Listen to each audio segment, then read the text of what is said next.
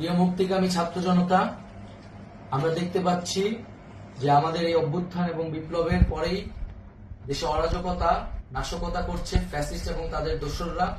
আমরা দেখতে পাচ্ছি যে বিভিন্ন জায়গায় এখন গোলাগুলি চলছে, মন্দিরে হামলা হচ্ছে এবং নাশকতা ও লুটপাট করছে। আমরা মনে করি আমাদের যে ছাত্র নাগরিকদের অভ্যুত্থান তাকে নস্যাৎ করার জন্যই পরিকল্পিতভাবে এই ধরনের ঘটনা ঘটানো হচ্ছে। আমরা মুক্তিকামী ছাত্র জনতাকে সজাগ এবং সতর্ক থাকতে আহ্বান জানাচ্ছি এবং আমাদের যে অন্তর্বর্তীকালীন সরকার, আমরা সেই সরকারের যে প্রস্তাবনা 24 ঘন্টার সময় নিয়েছিলাম, জরুরি পরিস্থিতি মোতাবেক আমরা এখনই তার একটি রূপরেখা ঘোষণা করছি।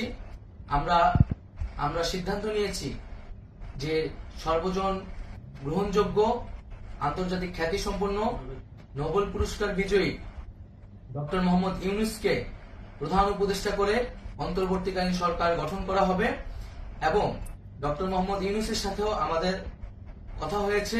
তিনি ছাত্র জনতার আহ্বানে বাংলাদেশকে রক্ষা করতে এই গুরু দায়িত্ব নিতে সম্মত হয়েছে। আমরা সকালের মধ্যেই আমরা এই সরকার গঠনের প্রক্রিয়া দেখতে চাই। রাষ্ট্রপতির কাছে আহ্বান থাকবে যে দ্রুত সময়ের মধ্যে ডক্টর মোহাম্মদ ইউনূসকে প্রধান উপদেষ্টা করে অন্তর্বর্তীকালীন সরকার গঠন করা হোক এবং এই অন্তর্বর্তীকালীন সরকারের বাকি সদস্যদের নামও আমরা সকালের মধ্যে ঘোষণা করব।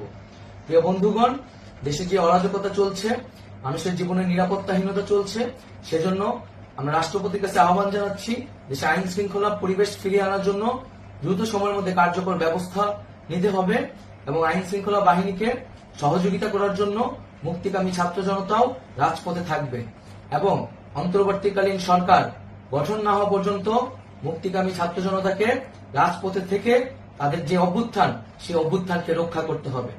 প্রিয় বন্ধুগণ, আমরা রক্ত দিয়েছি, শহীদ হয়েছি। আমাদের যে প্রতিশ্রুতি একটি নতুন বাংলাদেশ গঠন করার জন্য, সেটিকে আমাদের অবশ্যই বাস্তবায়ন করতে হবে এবং অবশ্যই ছাত্র জনতার প্রস্তাবিত সরকার বাদে কোন ধরনের সরকার কিন্তু মেনে নেওয়া হবে না। আমরা বলেছি কোন ধরনের সেনা শাসিত সরকার অথবা সেনা সমর্থিত সরকার অথবা এই ফ্যাসিস্টদের দোসরদের কোন বি টিম সরকার কিন্তু আমরা মেনে নিব না। কোন গণবিরোধী সরকারকে মেনে নেওয়া হবে না। ছাত্র জনতার অভ্যুত্থানকারী যে প্রস্তাবিত সরকার, অন্তর্বর্তীকালীন সরকার, যেটা আমরা সিদ্ধান্ত উপনীত হয়েছি ডক্টর মোহাম্মদ ইউনূসকে প্রধান উপদেষ্টা করে এই সরকার গঠন করা হবে, সেই সরকারকেই বাস্তবায়ন করতে হবে অবিলম্বে। আগামীকাল সকাল থেকে সকলকে আহ্বান জানাচ্ছি রাজপথে থাকার জন্য এবং আমাদের যে সাম্প্রদায়িক সম্প্রীতি এবং রাষ্ট্রীয় সম্পদ রক্ষা কমিটির ঘোষণা হয়েছে বৈষম্যবিরোধী ছাত্র আন্দোলনের নেতৃত্বে, সকল পাড়ায় পাড়ায় এলাকায় এলাকায় সেই কমিটি পাহারায় থাকবে। আমাদের সংখ্যালঘু কমিউনিটিকে আমাদের রক্ষা করতে হবে, রাষ্ট্রীয় সম্পদ এবং এই দেশকে রক্ষা করতে হবে আমাদের।